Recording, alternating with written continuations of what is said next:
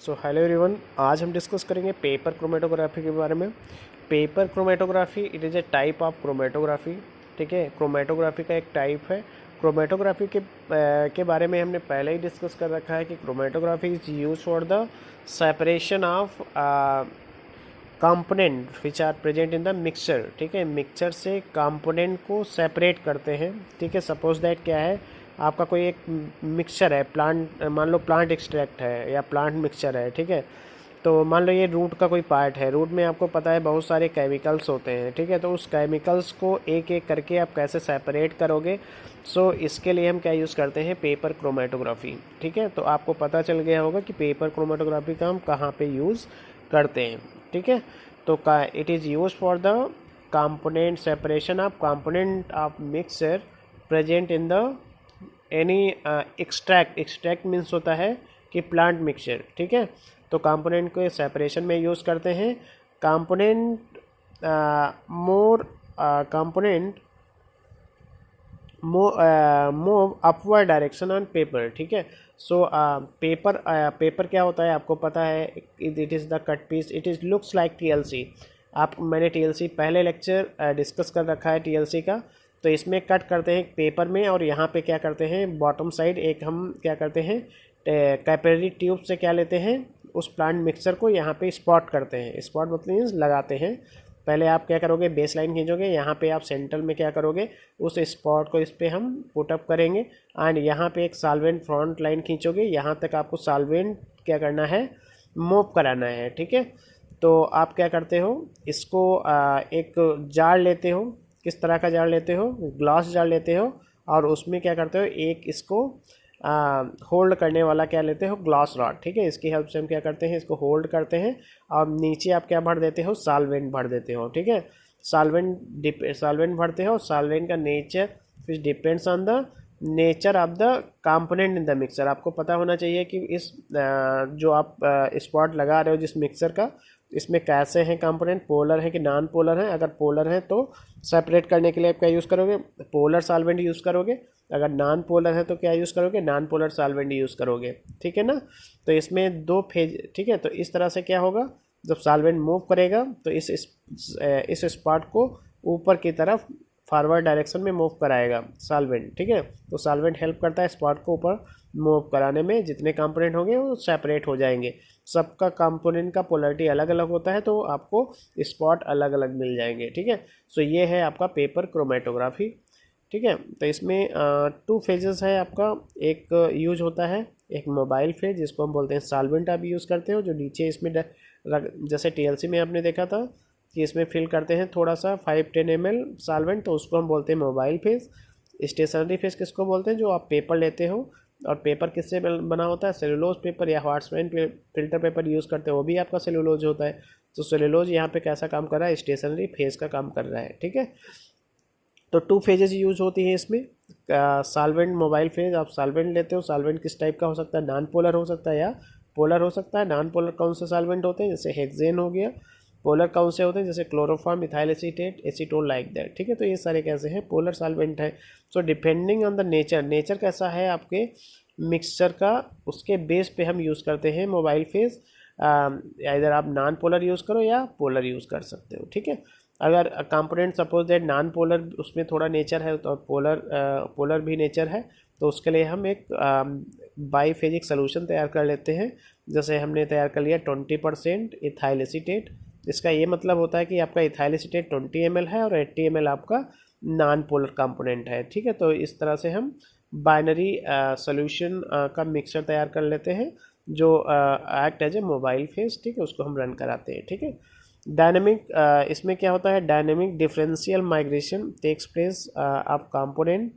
ठीक है, तो component are solute you can say. ठीक है, तो डिफरेंशियल माइग्रेशन का मतलब ये होता है कि जो मिक्सर में कंपोनेंट होते हैं उनका केमिकल नेचर डिफरेंट होता है। केमिकल नेचर से क्या होते हैं, वो अपने एक अलग स्पीड से मूव करते हैं।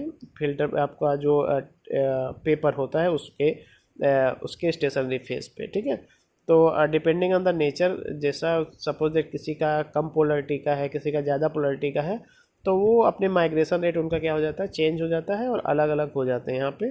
1961 में एक साइंटिस्ट थे शियोन बीन, इन्होंने पेपर क्रोमेटोग्राफी का डिस्कवरी किया था और इसको हम प्लेन क्रोमेटोग्राफी भी बोलते हैं।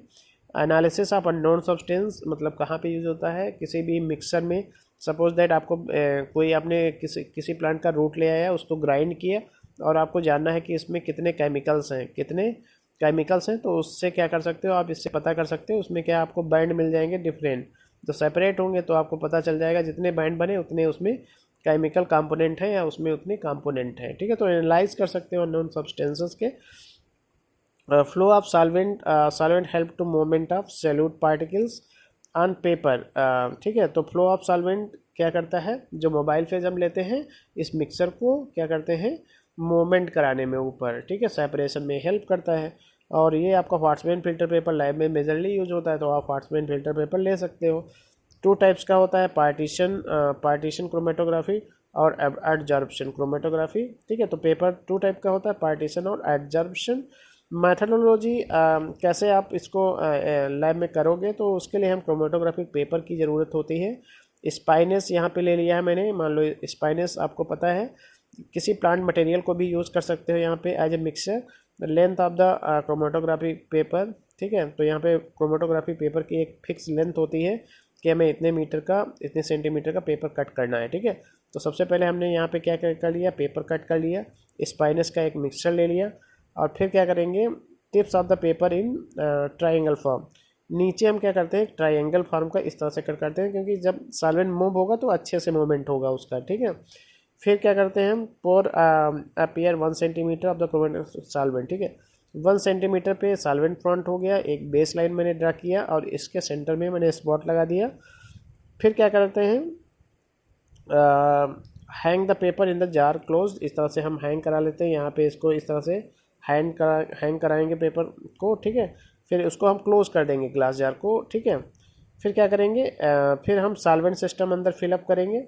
ये आपने ग्लास जार में सॉल्वेंट ले लिया इतना सा, फिर इस पेपर आपका पहले से यहाँ पे है इस तरह से, ठीक है। तो इस तरह से धीरे धीरे क्या होगा, सॉल्वेंट इस पर मूव करेगा और जब आपका जहाँ पे आपने मार्क किया है सॉल्वेंट फ्रंट, यहाँ तक जब सॉल्वेंट आपका मूव कर जाए तो हम इस पेपर को बाहर निकाल लेंगे, ठीक है।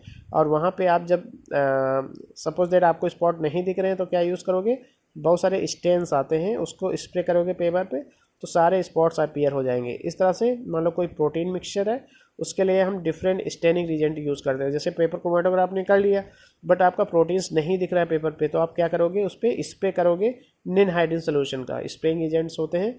जब आप स्प्रे करोगे तो पेपर पे निन हाइड्रिन आएगा और निन हाइड्रिन क्या करेगा, आपको पहचान कराएगा कि कितने स्पॉट हैं प्रोटीन्स के, ठीक है, कितने टाइप्स के अमीनो एसिड्स हैं, ठीक है। तो इस तरह से हम इसको परफॉर्म कर सकते हैं लेबोरेटरी में। स्कैनिंग डिस्कैनिंग 2 तरह की आपकी पेपर क्रोमेटोग्राफी होती है, सर्कुलर और रेडियल भी कर सकते हो। तो एप्लीकेशन इसके बहुत सारे हैं, पोलर और नॉन पोलर मिक्सचर को हम सेपरेट कर सकते हैं, ठीक है।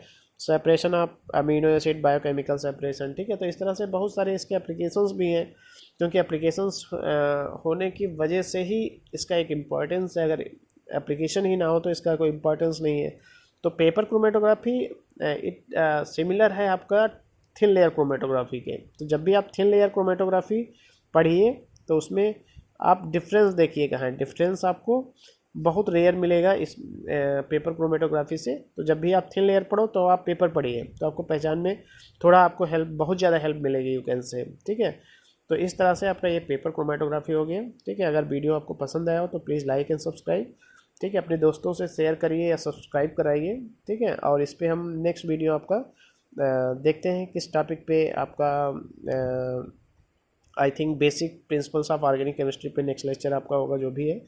कॉलम क्रोमेटोग्राफी मैंने डिस्कस कर लिया, पेपर डिस्कस कर लिया, थिन लेयर डिस्कस कर लिया, ठीक है। और देखते हैं कुछ सेपरेशन टेक्निक अगर मिलता है तो हम वीडियोस पे ज़रूर बनाएंगे, ठीक है। So thank you for